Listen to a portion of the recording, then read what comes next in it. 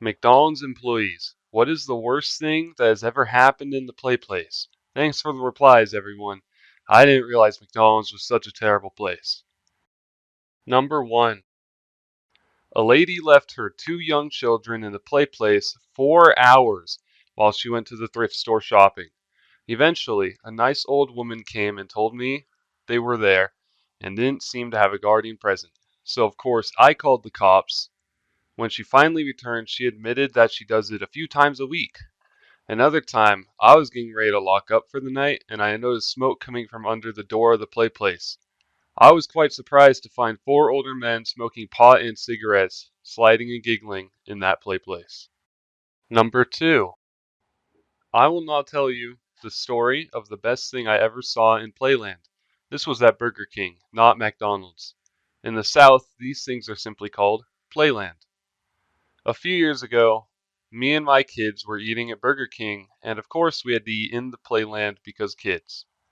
Burger King at this time installed talking garbage cans in there. It was probably intended as a way to get kids to throw their own trash away so employees wouldn't have to do it as much. Whoever designed those things knew nothing about children.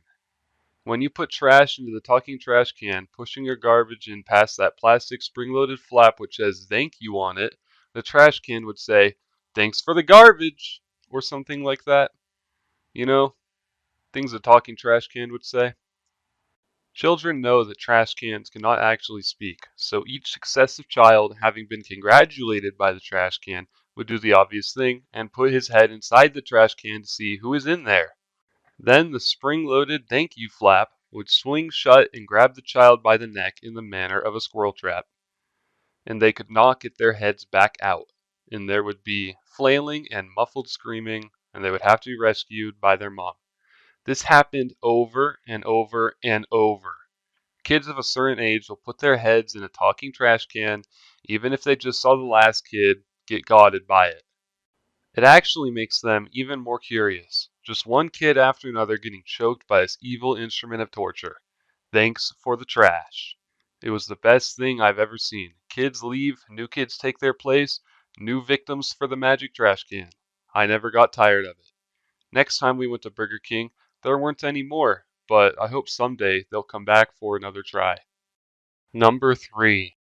So far, this thread is actually making me feel better.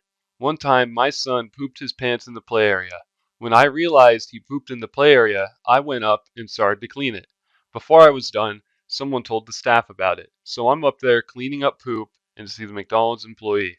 I said, "Don't worry about it, I got it all." And he said, "Thanks, that's the first time that's happened." Feeling embarrassed, I said, "This is the first time a kid has pooped in the play place?" "Oh, heck no," he said. "That happens about once a week. This is the first time a player has cleaned it up themselves." That was enough to make me change my mind on how much McDonald's employees deserve to get paid. Shame! Number 4. This didn't happen at McDonald's, but I worked at a Discovery Zone type place in high school. Once a month on Sunday nights we would host middle school dances. Kids between 12 or 15 or whatever could show up and do whatever they wanted without little kids around.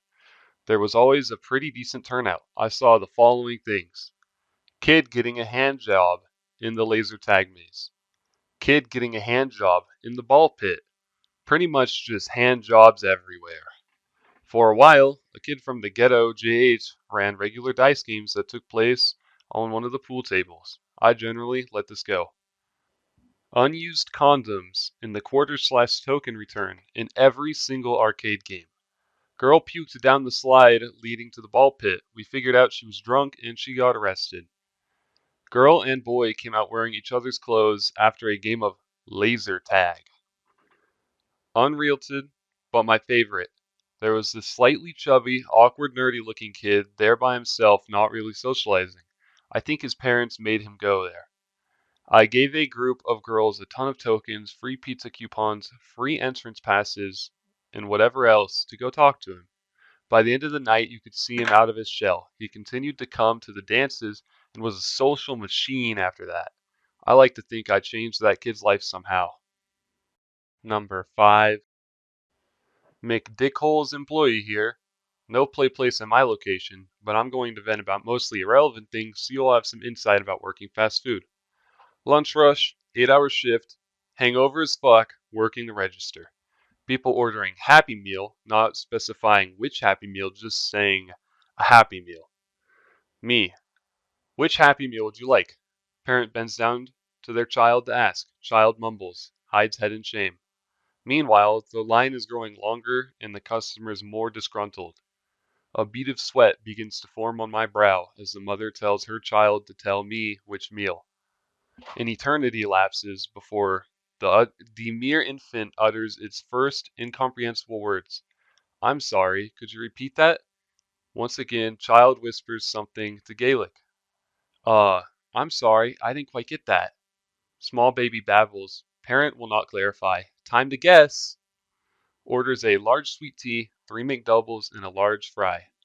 She's watching her weight, so she asks for no salt on the fries. Sees no irony in this. We have to make a whole new batch of fries for this request. She stops talking. Will that be all for you? She says yes. But what she meant to say was no, because she continues to order more food almost as soon as I press the pay now button on the register. Orders more lard. All right, will that be for here to go? Uh, looks to child, gazes towards the dining room, looks up for something, anything. She would just wants a sign. For go? My brain has now melted. Blood trickles out of my ear. There is no forego button on my register, so I make a guess once again. I know there's no way I've gotten this order correct, but I just accept defeat. Alright, that'll be 2367. The woman's face drops. The room is absolutely silent except for the racing beat of my heart. I thought sweet teas were $1. They used to be $1 all over the country. Her rage is building as I stutter. They used to be, but now they're $1.19. That extra 19 cents is blood money in this business. Nostrils flare, a pissed off sigh. She wants me to change the price even though I am clearly a minimum wage employee, not the CEO of McDonald's. You people are robbing us blind. Woman has mistaken me for a commissioned salesperson instead of a cashier. She now proceeds to go through the price of every item she has ordered, only to find that yes, indeed, our register is capable of simple addition. She hands me a 20, 3 ones, and a buck of change that somehow only amounts to 65 cents. I'm sorry, I still need 2 more cents. Rolls her eyes, but forks it over.